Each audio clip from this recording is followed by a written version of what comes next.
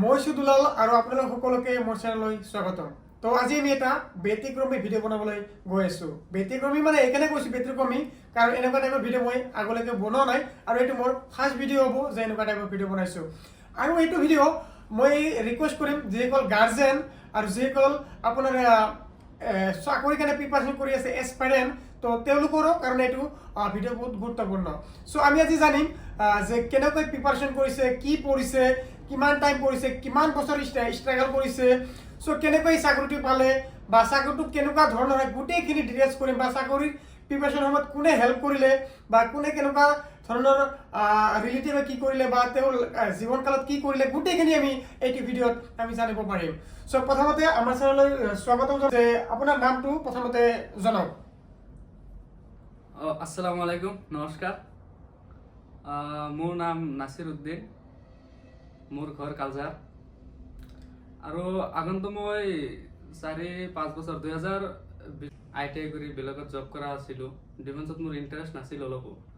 তাৰপিছত মানে এদিন দুদিনকে মানে ফিল্ডত আহোঁ, মোৰ লগৰকেইটাই ৰানিং কৰি থাকে, তাহাঁতৰ লগত লগ হৈ মানে মোৰ ইণ্টাৰেষ্ট নাছিল অলপো। তাৰপিছত মোক দুলাল ছাৰৰ লগত লগ হ'ল। দুলাল ছাৰে মোক বহুত কিবা শিকালে, ইণ্টাৰভিউ কেনেকৈ দিব লাগে, কিয় দিব লাগে, জবটো আমাৰ কাৰণে কিয় দৰকাৰী, জব আমাৰ কিয় লাগে, আমাৰ দুখীয়া মানুহৰ জবটো কিয় আমাৰ কাৰণে ইমান ইম্পৰ্টেণ্ট।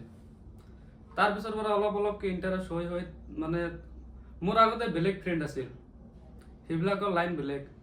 তাৰপিছৰ পৰা মোৰ ফ্ৰেণ্ড চাৰ্কলটো চেঞ্জ হৈ গ'ল, মোৰ মাইণ্ডটো চেঞ্জ হৈ গ'ল। তাৰপিছৰ পৰা মই মানে ডিফেন্সত ইণ্টাৰেষ্টেড হ'লোঁ। তাৰপিছত এদিন দুদিনকে লাগি আছোঁ, কিবা কিবি কৰি আছোঁ, কামো কৰি আছোঁ, ইণ্টাৰভিউ দি আছোঁ, ছাৰৰ পৰা পৰামৰ্শ লৈ আছোঁ। ছাৰো মোৰ আগৰ পৰাই মানে লাগি আছে। ছাৰৰ আগতো চাকৰি নাছিল, ছাৰৰ মোটামুটি 3 বছৰ হৈছে ন ছাৰ? 3 বছৰ হৈছে। ছাৰৰ 3 বছৰ হৈছে। মই মোটামুটি 6 বছৰ ধৰি ছাৰৰ লগত আছোঁ, মানে আমি একেলগে ইণ্টাৰভিউ দিছোঁ। মোৰ হোৱা নাই, ছাৰৰ হ'ল। তাৰপিছৰ পৰা ইণ্টাৰভিউ দি থাকোঁতে নহয় মানে কেতিয়াবা হাৰ মানি দিছোঁ যে আৰু নহ'ব মোৰ।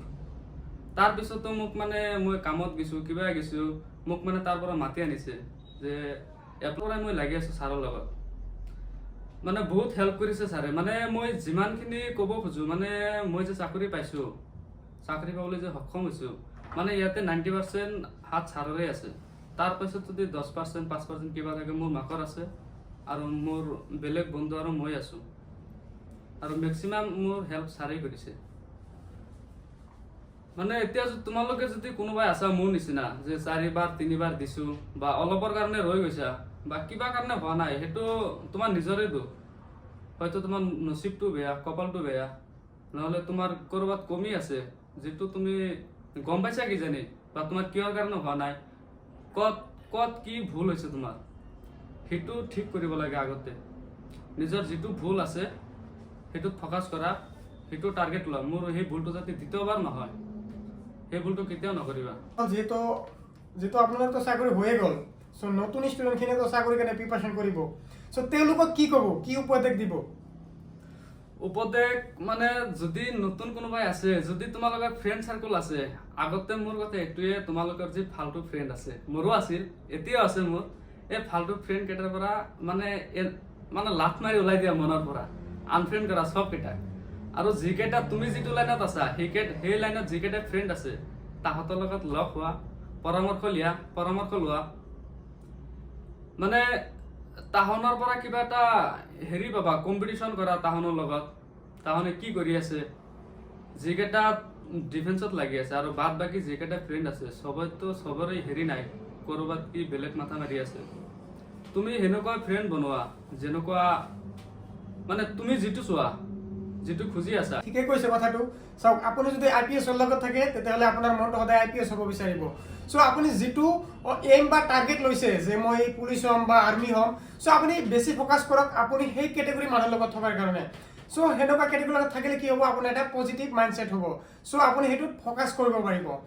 এতিয়া আমি কথা ক'ম যে এইটো জানিব বিচাৰিম, চাকৰিত ফ্ৰেণ্ড চাৰ্কলে এনেকুৱা ধৰণৰ ৰোল প্লে কৰে? একচুৱেলি গোটেইখিনি ফ্ৰেণ্ড চাৰ্কলৰ ওপৰতে হয়। তাৰমানে যাৰ যেনেকুৱা ফ্ৰেণ্ড হয়, যাৰ যেনেকুৱা বন্ধু আছে, তেনেকুৱা হৈ যায়। ভাল মানুহৰ লগত থাকিলে মানুহ ভাল হয় আৰু বেয়া মানুহৰ লগত থাকিলে মানুহ বেয়া হয়। কেতিয়াবা তোমাৰ ফ্ৰেণ্ড, তোমাৰ বন্ধুৱে কেতিয়াবা তোমাক ভাল পৰামৰ্শ দিব আৰু কিছুমানে তোমাক বেয়া পৰামৰ্শ দিব। এতিয়া তুমি নিজে ডিচাইড কৰিব পাৰিবা কোনে ভাল কৈ আছে, কোনে বেয়া কৈ আছে। এতিয়া তুমি তাহাৰ লগত একমত হ'ব নোৱাৰা।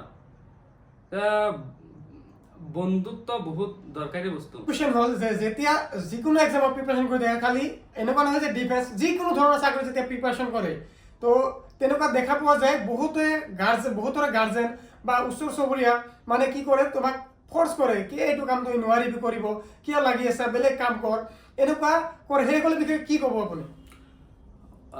মোকতো ঘৰৰ পৰা কিমান বাৰ কৈছে, তোৰ নহ'ব, তই বাদ দি আৰু বাদ দি, চাকৰি তোৰ নহ'ব, তই বেলেগ কিবা কাম কৰ, বেলেগ কিবা কাম কৰ।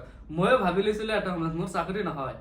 মই বেলেগত কামো কৰিছো, 3 মাহ 4 মাহ থাকো, আকৌ ভাল নালাগে, কাম কৰি ভাল নালাগে। মই টেলিকমত আছিলো আগতে, মোৰ টেলিকমতো বহুত ভাল ভাল বন্ধু আছে। তাৰমানে সেইকেইটাই মোক বহুত ছাপোৰ্ট কৰিছে যে ইণ্টাৰভিউ দিবি যদি যা, গুচি যা, তাতে ভালকে দি এইবাৰ, কাম বাদ দি। মানে মই তেতিয়া আকৌ আহিছো, মানে 2 মাহ 3 মাহ চেষ্টা কৰিছো, আকৌ ইণ্টাৰভিউ দিছো, কিবা অলপৰ কাৰণে হোৱা নাই, মানে ভালকে চেষ্টাই কৰিব পৰা নাই, সেইকাৰণে হোৱা নাই।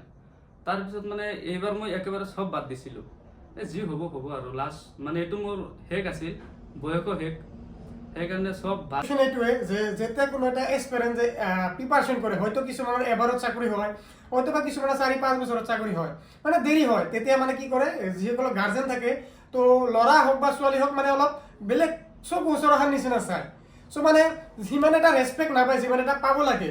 কিন্তু হয় এইটো ঘৰৰ পৰা ফৰ্চ কৰে আৰু কৰাটোও ভাল, কাৰণ ফৰ্চ নকৰিলেতো হয়তো সেইটো কামত উপনীত হ'ব নোৱাৰিব।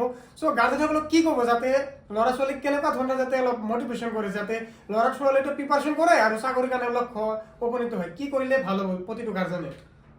মানে মোক মানে যিমানখিনি কৰিছে মোৰ মাকে, তাৰমানে মোৰ মাকে মোক যিমানে জিকে নকওক কিয়, কিন্তু এটা কথা কি, মই যি কৈছো মোৰ কথাটো মানে মানিছে। কেতিয়াবা কৈছে তোৰ চাকৰি নহয়, তই বেলেগ কিবা কাম কৰ, তই বেলেগ কিবা কৰ, চাকৰি বাদ দি। তাৰমানে আকৌ মই যেতিয়া কৈছো কিয় চাকৰি নহ'ব, হ'ব, তাৰপিছত আকৌ মই যেতিয়া পইচা খুজিছো ইণ্টাৰভিউৰ কাৰণে, মোক কেতিয়াও মানা কৰা নাই যে ভালকে দি। আকৌ কেতিয়াবা কৈছে চাকৰি নহয়, কিন্তু মোক ছাপোৰ্ট কৰিছে বহুত, মই যি খুজিছো তাকেই দিছে। এতিয়া এইটো মোৰ গাৰ্জেনক এইটোৱে মোৰ অনুৰোধ যে যিজনে যি কৰিব খুজি আছে, যাৰ ভিতৰত যিটো উৎসাহ আছে, সেইটো কৰিবলৈ দিয়ক, নিশ্চয় সফলতা পাব। মোৰ এতিয়া নেক্সট কুৱেশ্যন। চ' আমি সচৰাচৰ এইটো দেখিবলৈ পাওঁ, যেনেকুৱা মেট্ৰিক পৰীক্ষা হওক বা হাই ছেকেণ্ডেৰী পৰীক্ষা হওক, চ' যিসকল ভাল ৰিজাল্ট কৰে তেওঁলোকক কি এটা ভাল এটা প্ৰায়ৰিটি দিয়া হয় যে এইটো ভাল ৰিজাল্ট কৰিছে, তো ইয়াৰ ভৱিষ্যত কি ভাল হ'ব। চ' যিসকল ৰিজাল্ট অলপ বেয়া হয়, চ' অলপ মানে অলপ কিবা কেম্বা কৰে, হয়তো সকলো কথাটো জানে। চ' যিসকল ৰিজাল্ট বেয়া হয়, এইটো ৰিজাল্টৰ লগত কিবা চাকৰিৰ লগত কিবা ৰিলেটেড আছে নেকি, যে ৰিজাল্ট বেয়া হ'লে চাকৰি নাপাব, তেনেকুৱা কিবা ৰিলেশ্যন আছে নেকি, সেইটো জানিব বিচাৰিম। একো ৰিলেশ্যন নাই, কাৰণ মই নিজে ইমান ভাল ষ্টুডেণ্ট নহয়, মইতো মানে এভাৰেজ, মই ষ্টুডেণ্টটো এভাৰেজ, মই ইমান ভাল ষ্টুডেণ্ট নহয় আৰু বেয়াও নহয়। তাৰমানে এই মেট্ৰিক হায়াৰ ছেকেণ্ডেৰীত যিমানে মাৰ্ক নাপাওঁ কিয়, এইটো লৈ ডিফেন্সৰ হেৰি লৈ মানে কোনো তুলনাই নাহে এইটোৰ লগত। মানে সেইটো বেলেগ ৰাস্তা, এইটো বেলেগ ৰাস্তা, দুনিয়াটো বেলেগ।